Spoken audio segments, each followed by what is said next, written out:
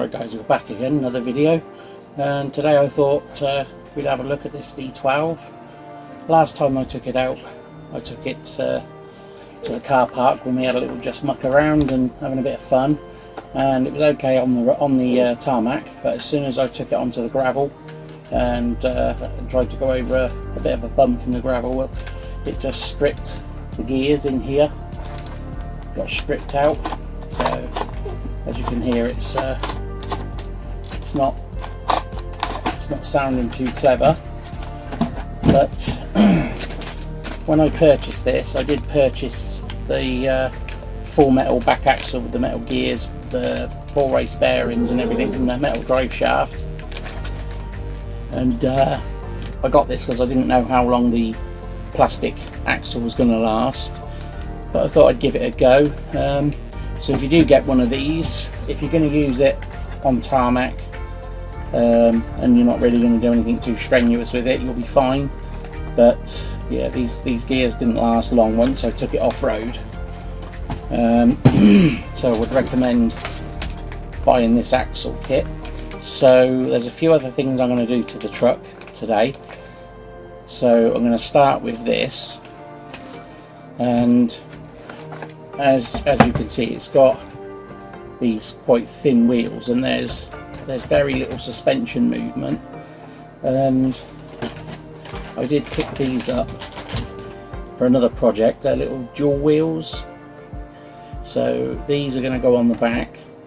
And what I'm going to try and do, because there's virtually no suspension, I'm going to, once I've replaced this back axle with the metal one, rather than it being on this side of the springs, I'm going to mount it this side to try to give us a little bit more clearance and give us a little bit more suspension, because these do bottom out quite easily if you've got some weight on there. So that's that, and we're also going to try and put a couple of figures in the cab. I was thinking putting a couple of turtles in there. These seem about, you know, the right sort of scale, so I don't know what they're going to be like, but we'll have to see. So let's crack on with this then. I'll get the back axle built, and then we'll come back once that's ready to go on, and we'll go from there.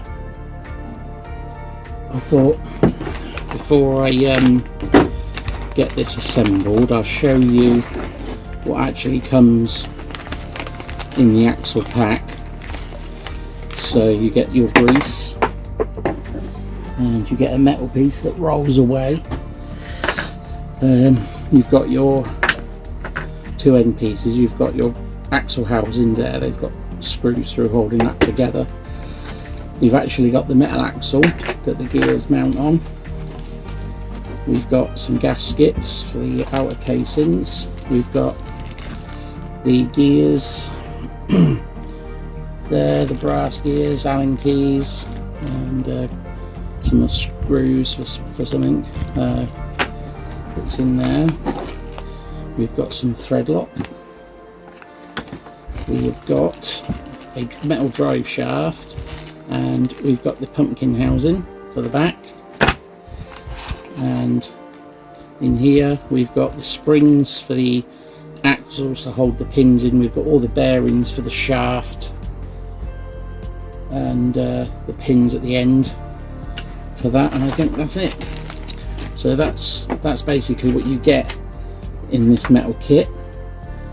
So I'm going to crack on and build this, and then we'll be back. Right guys, this got a little bit more in depth than I wanted. It wasn't actually the rear axle that was the problem.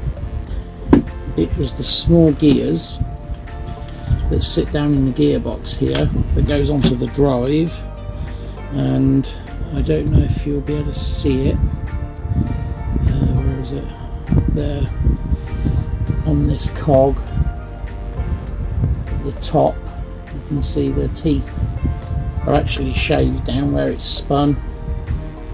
So I'm gonna have to basically hold off on this now until I get that gear. But I've gone ahead and I've done the rear axle, and I don't know if you can see, there we go, can we get in there? Right, so if you can see there, the axle is actually sitting on top of the spring, and normally it's under the spring. So that it would normally be fitted from underneath here, and I've moved it and actually put the axle on the top, and that in effect gives us a bit more clearance on the body. So if I just put this on, as you can see, there's a lot more clearance there now than we had before. Something's clicking, not quite sure what that is, but need to look into that, what's actually clicking. It's just on the back here somewhere. It seems to be getting, yeah, it's going away now. Is it? No, it's back again. But anyway, so that's kind of as far as I've got with that one now. So until I'm going to order, they do on the WPL website, they do a Metal Gear set for this gearbox, so I'm going to have to order that from China. So unfortunately I'm kind of ground to a halt on this project now, so as soon as I've got the parts we will come back to this project and get it finished, and we'll take it out and give it a good run, and we'll see how she performs with this dually back axle. I think it's going to look quite cool. So, you know, from the side the wheels don't really stick out that much. If I lift it up so you can see there, look, doesn't look too bad. We may try and find some different wheels for the fronts, because these fronts are just basically a thin piece of rubber.